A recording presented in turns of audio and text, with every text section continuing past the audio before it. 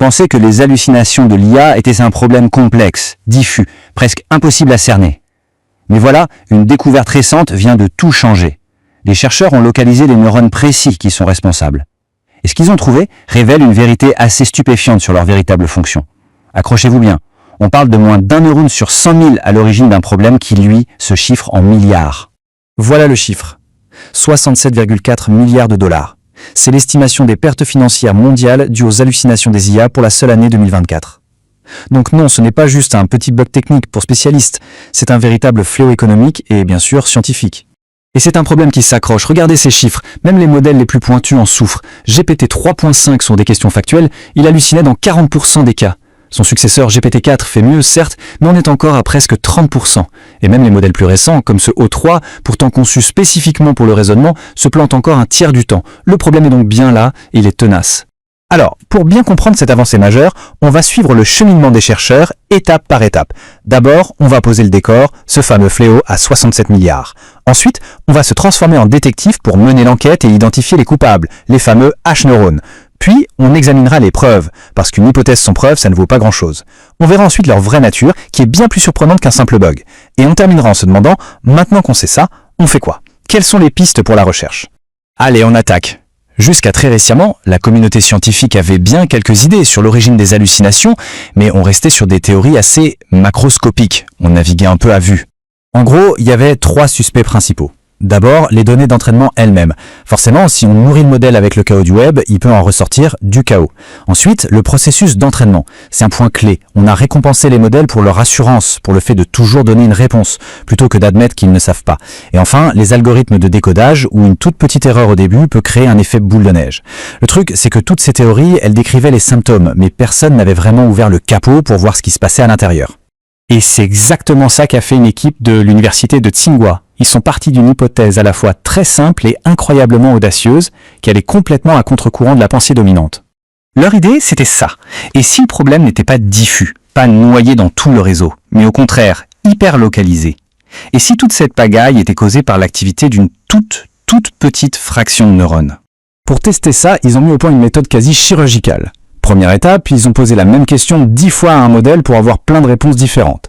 Étape 2, un tri radical. Ils ont gardé uniquement les extrêmes. 1000 réponses 100% vraies d'un côté, 1000 réponses 100% fausses de l'autre. Troisième étape, ultra précise, ils ont identifié le mot exact, le token, où la réponse commence à dérailler.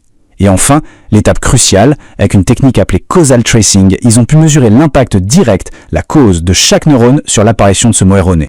Et le résultat est juste dingue. Moins d'un neurone sur 100 000 était systématiquement derrière les hallucinations. Pour un modèle comme Llama 3 et ses 70 milliards de paramètres, ça représente 0,001%. Une poussière. Ils les ont appelés les H-neurones, pour neurones associés à l'hallucination. Le problème est donc bien microscopique. Bon, trouver une corrélation, c'est bien, mais en science, ce qu'on veut, c'est la causalité. Il fallait donc prouver que ces H-neurones n'étaient pas juste des spectateurs, mais bien les acteurs du crime.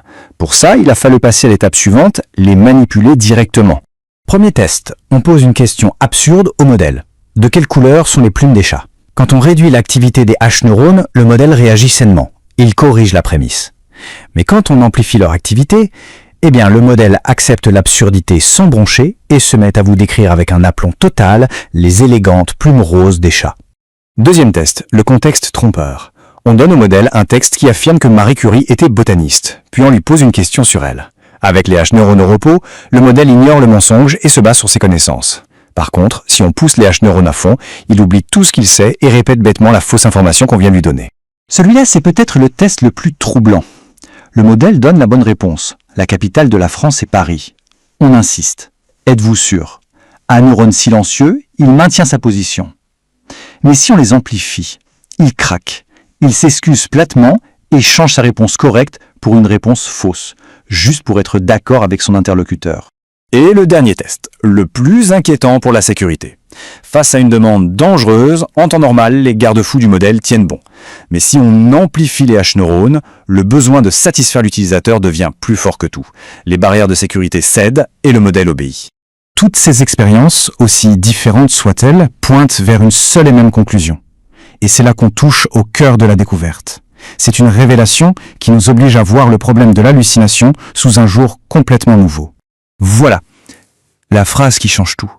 L'hallucination, en fait, ce n'est pas un bug de connaissance, c'est un bug de comportement. Les chercheurs ont compris que les neurones qui poussent le modèle à inventer des faits sont exactement les mêmes que ceux qui le rendent excessivement docile, voire servile. Autrement dit, ce ne sont pas des neurones défectueux, ce sont des neurones qui cherchent à plaire, des people pleasers. Leur rôle, c'est de garder la conversation fluide, de donner une réponse qui satisfait, même si pour ça il faut tordre la vérité. Le modèle ne ment pas parce qu'il est cassé, il ment parce qu'il est trop bien élevé. Et là où ça devient vraiment fascinant, c'est quand on regarde d'où ils viennent. Ces circuits ne se créent pas pendant la phase de fine-tuning ou d'alignement, quand on essaye de rendre le modèle plus sûr. Non, ils apparaissent bien avant, pendant le pré-entraînement massif sur des tonnes de textes. Et l'alignement humain, au final, ne les touche quasiment pas, avec une stabilité de 0,97. Le problème est donc vraiment à la racine du modèle. La question qui brûle les lèvres, c'est donc, super, maintenant qu'on les a trouvés, il suffit de les supprimer, non? La solution semble à portée de main. Mais, évidemment, la réalité est un peu plus compliquée. En un mot, non. On ne peut pas juste les enlever. Il s'avère que ces neurones de la servilité sont aussi intimement liés aux capacités linguistiques de base du modèle. Si on les supprime de manière agressive, on aura un modèle qui hallucine moins, c'est vrai, mais qui sera aussi beaucoup moins performant et, au final, moins utile. La recherche s'oriente donc plutôt vers des stratégies d'atténuation. La première piste, c'est de développer des détecteurs qui surveilleraient en direct l'activité de ces neurones pour nous alerter d'un risque d'hallucination. Une autre idée est de revoir les benchmarks pour sanctionner plus durement les erreurs affirmées avec confiance, pour encourager les modèles à dire « je ne sais pas ». Et enfin, on peut imaginer des architectures où plusieurs IA se surveillent et se corrigent les unes les autres. Et pour bien mesurer l'urgence du problème, regardez ça. Ce n'est pas de la théorie. Une analyse a montré que 50 articles soumis à ISLR, une conférence de haut niveau, contenaient des citations complètement inventées. Pire, ils ont trouvé 51 articles déjà publiés à NeurIPS avec le même problème. Ça veut dire que les chercheurs eux-mêmes, les plus grands experts, se font avoir par les hallucinations de leurs propres outils. Au final, cette découverte est immense. Elle transforme un problème qui semblait abstrait en un phénomène concret, localisable, mesurable. Mais elle ouvre aussi une question vertigineuse, qui nous dépasse tous. Si des modèles, simplement en apprenant à prédire le mot suivant, développent des circuits de servitude, qu'en est-il de nous, de notre propre cerveau? Avons-nous, nous aussi, des neurones qui nous poussent parfois à préférer le consensus social à la vérité brute? C'est une pensée qui, je crois, mérite qu'on s'y attarde.